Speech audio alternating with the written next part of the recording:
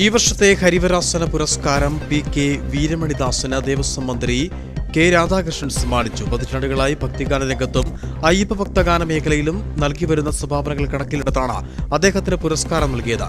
തമിഴ്, തെലുങ്ക്, കന്നഡ, സംസ്കൃതം എന്നീ ഭാഷകളിലായി ഏകദേശം 6000 ഭക്തിഗാനങ്ങൾ ഇദ്ദേഹം പാടിയിട്ടുണ്ട്. മണ്ണങ്കലി തീർത്തവനെ ശരണം ശരണം, മൈന്ദനാക വந்தവനെ ശരണം ശരണം, തുളസിമണി മാലയതി കവചം കവചം. കല്ലും മുള്ളും കാലുക്കുമത്തെ മണികണ്ഠസ്വാമി, ശബരിമല, ജ്യോതിമല തുടങ്ങിയ ആൽബങ്ങളും ഗാനങ്ങളും അതിൽ എടുത്തു പറയേണ്ടവയാണ്. 1,00,000 രൂപയും പ്രശസ്തി പത്രവും അടങ്ങുന്നതാണ് ഹരിവരാസനം അവാർഡ്.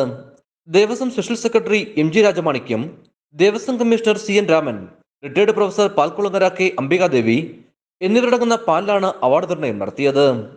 ചടങ്ങിൽ അമേരിക്കയിൽ സ്ഥിരതാമസക്കാരനായ കുര്യാക്കോസ് മണിയാട്ടുകൂടി ഒരുക്കിയ അയ്യൻ വാഴും പൂമല എന്ന ഭക്തിഗാന ആൽബം മന്ത്രി പുറത്തിറക്കി.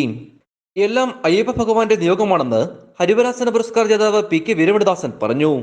ദേവസ്വം മന്ത്രി കെ. രാധാകൃഷ്ണൻ നിന്ന് പുരസ്കാരം ഏറ്റുവാങ്ങിക്കൊണ്ട് സംസാരിക്കുകയായിരുന്നു അദ്ദേഹം.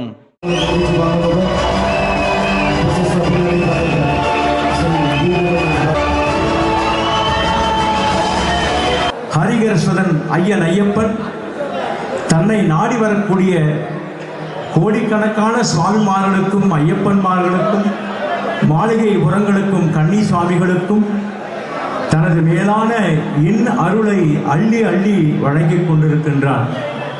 வருடந்தோறும் இங்கே பெருகிக் கொண்டிருக்கும் கூட்டமே அதற்கு சாட்சி. സന്നിധാനം ഓഡിറ്റോറിയത്തിൽ നടന്ന ചടങ്ങിൽ പ്രമോദ് നാരായണൻ MLA അധ്യക്ഷത വഹിച്ചു.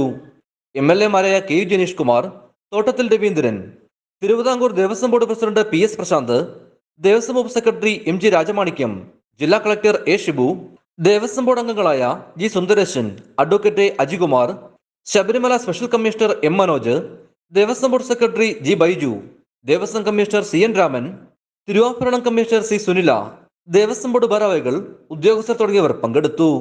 ഇടുക്കി വിഷൻ, കുമളി.